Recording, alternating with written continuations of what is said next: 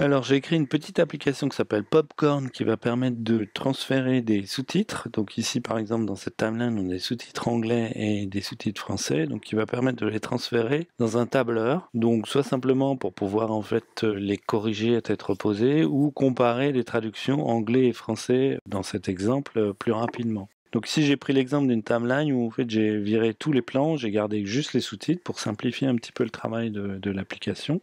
Alors là voici, on va faire un XML de la timeline. Ensuite, on va sortir la petite application qui s'appelle Popcorn ici. Je la lance. Popcorn va me demander un XML. La voici, je la sélectionne, je le lance.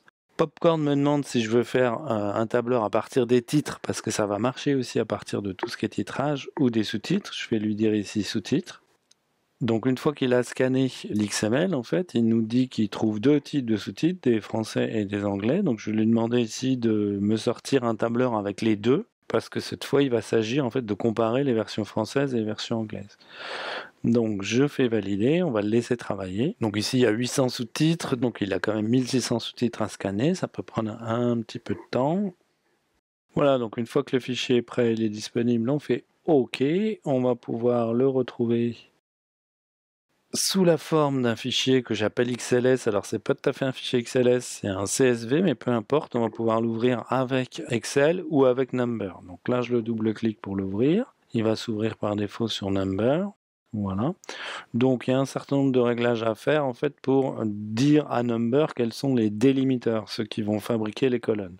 Donc ici les délimiteurs, on va juste prendre le point virgule parce que c'est comme ça que c'est formaté.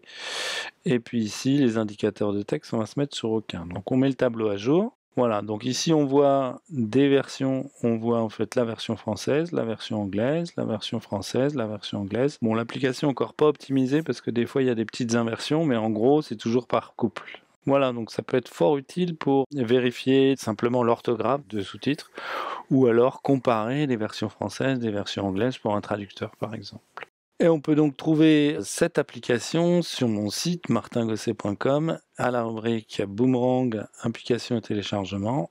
Et on la trouve ici, on l'achète, ça coûte 7,50 € et moi ça m'aide beaucoup à continuer à écrire ces petites applications qui prennent beaucoup de temps. Merci à vous.